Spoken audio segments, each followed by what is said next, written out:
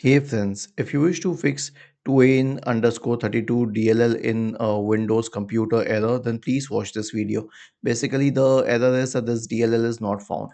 Now, there are two cases to this. One is that the DLL file is associated with a system application, and the second one is that this DLL file is associated with an external application.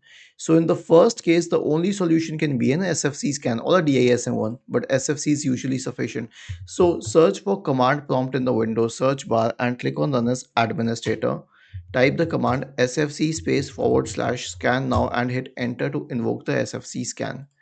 The next one is to reinstall the software. So right click on the start button, select settings, go to the apps tab, select installed apps.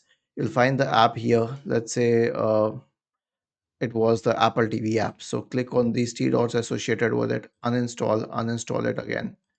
Now search for the Microsoft Store, open the Microsoft Store, search for Apple TV, and then go to the Apple TV app and then click on this Apple TV app and then you can install it again.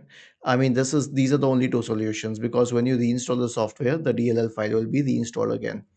Was this helpful? If yes, then please subscribe to the channel. If not, then let us know in the comment section of the video on how we could help you further. Thank you for watching this video and have a nice day.